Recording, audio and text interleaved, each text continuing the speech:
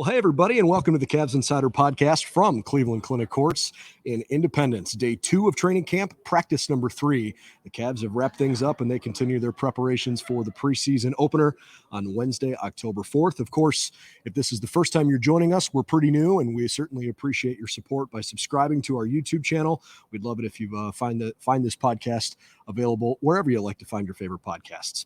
It's Jon Rudder. I'm Brendan Gulick. We're going to give you a little bit of our reaction after we had a chance to talk with JV Bickerstaff, Kevin Love, Darius Garland, and a couple of other topics along the way this afternoon. Major takeaway number 1, God, it's good to be in here. It is. And, we talked about it a little bit yesterday, like the true media scrum, there's an art form to it, right?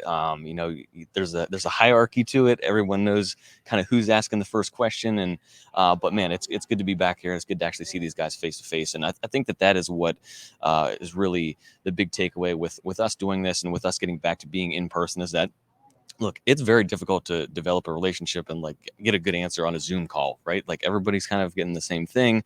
When you're here every day and they can kind of see your face, like they just inherently develop a little bit more comfortability with you.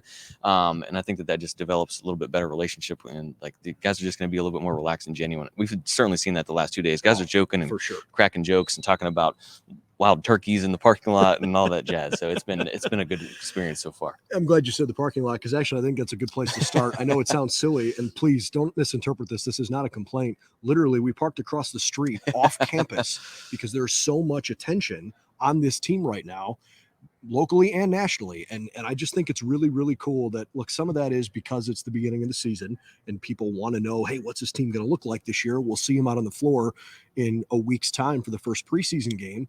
So some of that is normal, but some of it is like, no, this is a little different, and you can feel that. Yeah, I've been here before, and I've seen the parking lot crowded, and I've had to park around the bend and maybe do the walk, but I pulled in here today. I was 30 minutes early today, and I ended up being like 5 minutes late. So as soon as I got in here, I thought, there were cars out to the main drag here in Independence, and I thought, oh boy, I might be in a little bit of trouble today.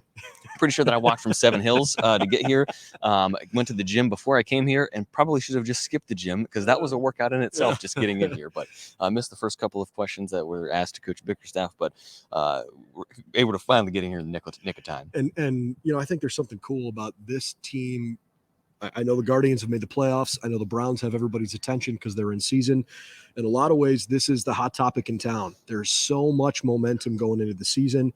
And to talk with team leadership today and Kevin Love, and certainly in one of the staples, the core of this team in Darius Garland, I'm sure we're going to hear from these guys a lot throughout the course of the year.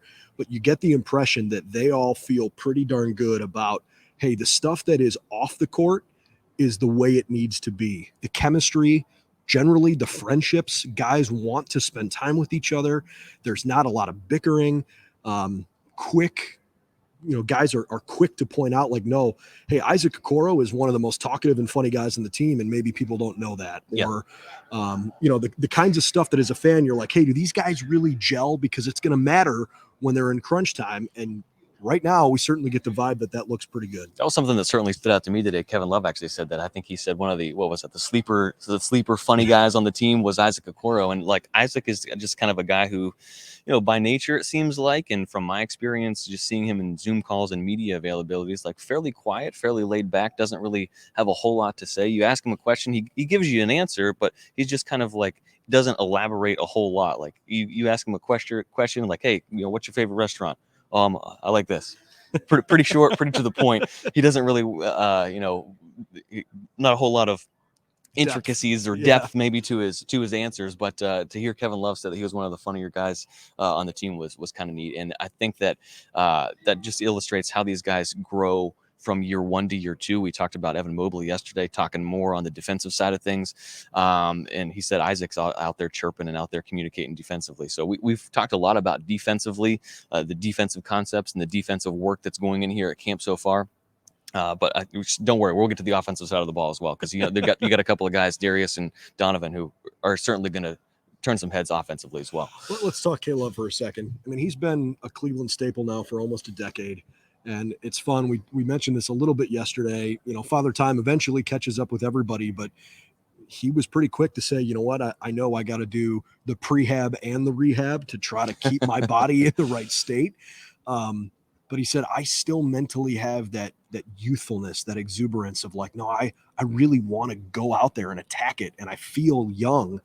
I know we talked yesterday about trying to figure out what his productivity could look like. How about just from a health standpoint, though? I'm encouraged because he comes across as like, no, I'm feeling pretty good and I'm ready for the season. I know there's a few bumps and bruises that happen along the way, but where he wants to be right now. I think the youthfulness, look, this energy in this building right now is contagious. And I think that it's easy for us to feed off of that. It's very, I would imagine that also transpires out there on the court between the guys as well. So, when you have a bunch of young 20-somethings, like, look, Kevin Love's an all-star. Kevin Love's, a champion. Sure. He doesn't want to get, laughed by these young guys. So he's going to turn it up a notch too. So the competition level is certainly ratcheted up here in camp already. They've talked about being, he said he had 2 really good days of camp here, and he's excited to continue to get after it. But I think that when you have young, enthusiastic, energetic guys that are out here on the court, I say this ad nauseum, but they're just young 20-somethings that really like to play basketball and enjoy being around each other. Right, exactly. But young guys that really enjoy playing basketball and enjoy playing together.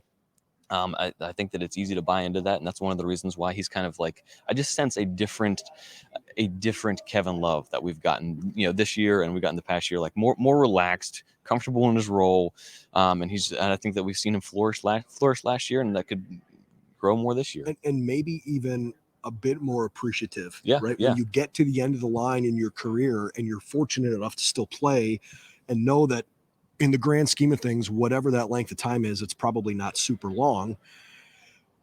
Maybe there is a way that you're still that innate competitor, but you kind of step back a little bit and say, hey, time to really appreciate this, because it's going to come to an end sometime.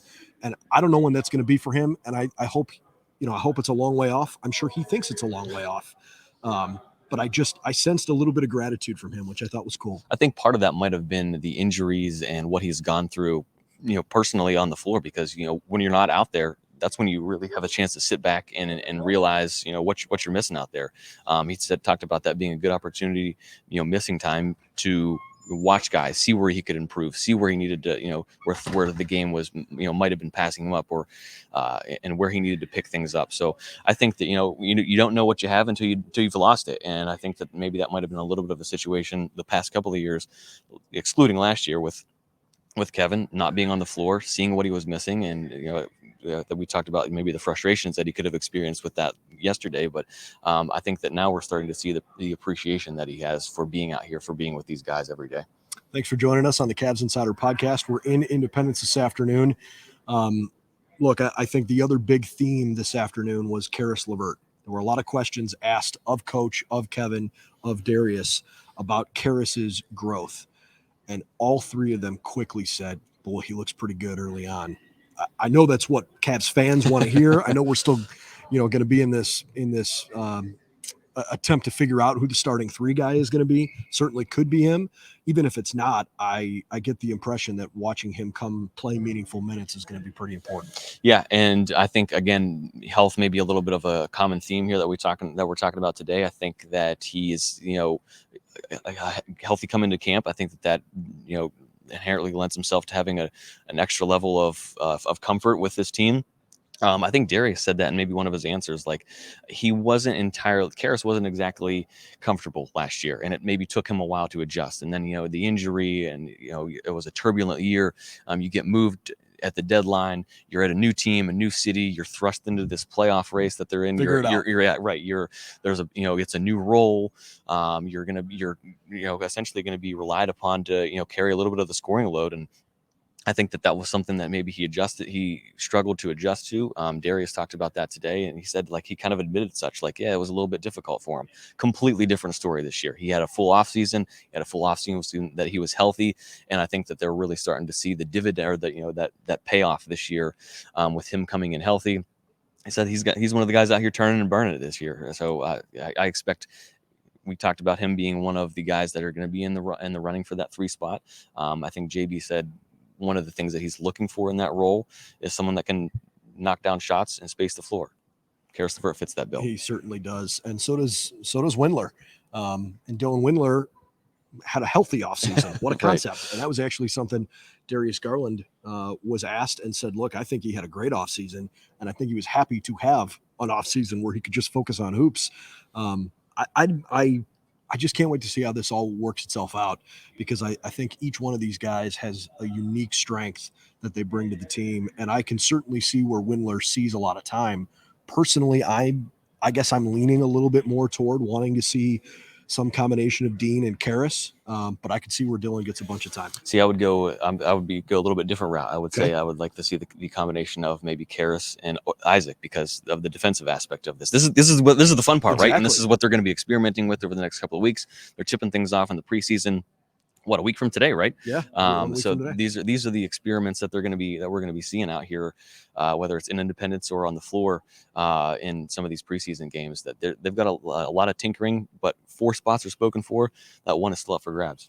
One final thought on K-Love as we wrap up, and that's the idea of maybe trying to be the 6th man of the year. He was so close last year, came up just a little short, but he was essentially asked, hey, how much pride do you take in trying to win, a recognition like that? He said he wasn't too salty because he felt like it was earned last year. But again, going back to the gratitude thing, he had this look in his eye and this thoughtful way of answering a question that it made it come across like, look, I'm not a young guy anymore that's going to try to go out there and grind for, league leaders and minutes played, but I still got it. I can still do this at a high level. And if I can be, the best bench guy in the league, heck yeah, I want that kind of opportunity. I almost feel like that award, that 6th man of the year, is almost like inherently a pride award, right? Like that's like your heart and hustle guy. Like this is a guy that that's coming off the bench. He's going to automatically inject a little bit of energy into your lineup. And we've seen Coach Bickerstaff use him maybe at different times, as when, like, all right, when's Kevin coming in? When do we need that extra juice? When do we need someone to come in and knock down a shot? Filled that role last year, and I think that would certainly mean a lot for him as his career is winding down. Don't want to put any bookends on it just yet, but it is very. I almost appreciate where he is in his career and just kind of how he's approaching it. You get the thoughtful answers. He's taken time and and looking around, and you can just kind of sense that he's soaking us all in as we get ready to tip off the season here. I also think it's going to be fun to watch him mentor someone like Donovan Mitchell, who's obviously been in the league now for a few years and played at a really high level. But Kevin knows what it's like, going back to his Minnesota days. He knows what it's like to be the guy. And he's not in that role anymore. But there are some talented guys here that could be that guy. Certainly Donovan is among that group. And I think Kevin, the way he can get to those guys to help them understand what it means to fill that role on and off the court, it's so valuable, man. It's fun to talk about who is that guy, right? Like who is the face of this team. I think on any given night, someone could pop off for 25 or 30 points. Any given night, you could have a different face of this franchise, right? Obviously, a lot of the talk is on Donovan Mitchell. Darius Garland's an all-star. Evan Mobley is, potential defensive player of the year if he continues to progress. Jarrett Allen is Jarrett Allen. I mean, like there are so many, and then you still have the elder statesman and Kevin Love. Like there are a wide variety of personalities on this team, and that's a good thing, the way that things are playing out here. All right, so that's it for day 2 and practice number 3. I guess the biggest update is that tomorrow the team will be back on the floor again for 2 days. They've got a 10 a.m. practice, and we'll talk with them after practice. And then they have a 5 p.m. practice, and they're on their own for that one. We need to ask about the beep test. The beep test. We gotta get it. I haven't heard if they've done that over the past couple of days, because I know JB said that they had a couple more coming. I don't think Evan Mobley was too excited about that. Was not. Absolutely not.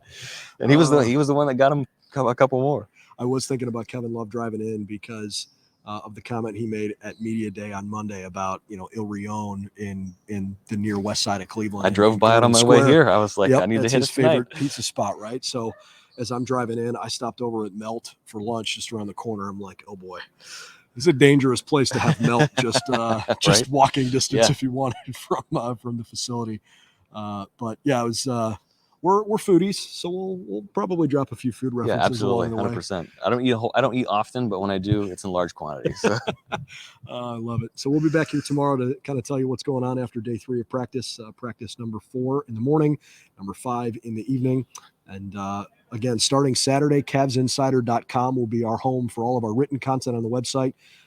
John and I will certainly be there, but Adam Prescott, Spencer German, Tommy Wild, who you saw on our very first podcast, they will certainly be contributing along the way this year as well. So we'll get you all the latest news and information on the team on the written side starting Saturday. In the meantime, please continue to support the show if you don't mind. Subscribe to our YouTube channel. Follow us on social media. We're going to give you some really cool behind-the-scenes looks of some pictures and videos when we can share those with you.